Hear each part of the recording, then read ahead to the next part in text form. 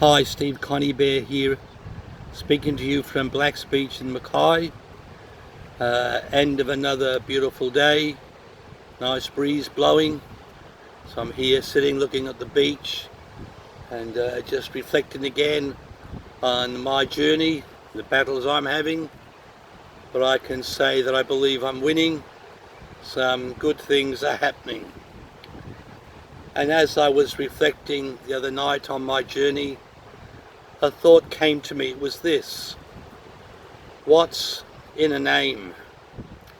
What's in a name? I was thinking about a story found in the Christian scriptures, the Old Testament, about a man named Abraham and his wife Sarah, regarded as the father of the Jewish nation and also regarded as the father of the Muslims.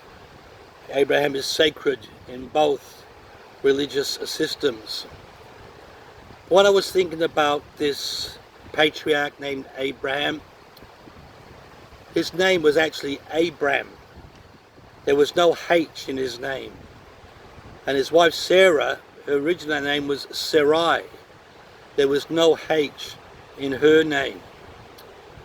But the irony of the story is this: Abraham was told by God that he would be the father of many nations, and Sarah would be the mother of many. And so when God gave them that promise, he changed their name. He added to Abram's name the H, so it became Abraham.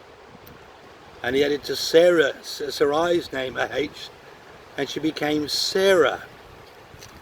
Now, if you understood a little of the Hebrew language, you would understand that that H is very, very significant. Because in the Hebrew alphabet, the H is the hex. And its symbol is the drawing of an open window. A window in the house that lets the air in, allows the air to freshen up the home. And it is used to symbolize the movement of air or the breath, or ultimately the spirit. And it's significant that God promised Abram, before he was Abraham, that he would be the father of many nations. And he got that promise when he was about 75, and his wife Sarai was actually barren. So how could they have children?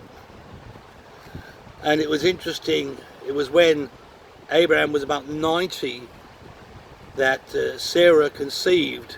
The womb was healed. But I thought, when they introduced themselves to people and it was said to others, oh, this is Abraham, this is Sarah, the folk would have known, oh, this is the father of many nations, this is the mother of many, but they have no children. Look how old they are. That's an odd name for them to have. And I'm sure there was some bickering and some laughter and some belittling of them amongst the communities. Not all, but I guarantee there was amongst some. You know, here comes, the man with no children, who's the father of many nations. Didn't seem to deter Abraham. He just, every time he said his name, Abraham, he was letting people know that the window was open and the Spirit was breathing in his life to take a barren situation and change into a productive, fruitful one. And when I was reflecting on that, I'm sitting here now, and when I look across the ocean, I can see two islands, and each has got a mountain range on them. And each of those two mountains represent to me a barrier that I have to overcome. And I must say confidently to you that those barriers, those mountains are getting smaller and smaller. I've got strength I've never had. I'm sleeping well. I'm moving much better than I have in a long time. And there's a great sense of expectation in my heart about how good the future's going to be. And that's because I've learned the lesson of Abraham and Sarah, and I've understood the H, the open window. So I've opened the window of God's Spirit into my life to breathe, to take a barren situation into a productive one, to take sickness and change it into health, to take poverty and change it into prosperity, to take loneliness and change it into joy, because that's what the H does when it's in your life. And when I thought of the name Abraham and Sarah, I thought of my own name, Stephen. And I remembered that the meaning of my name is this: he who overcomes. It's from the Greek Stephanos, which meant the crown of victory. It was the victor's crown. So every time I say my name Stephen, I am saying he that overcomes. And when that clicked with me, a sense of excitement filled my heart and tingles went down my spine. And I've been saying now for the last couple of days, the H is in my life.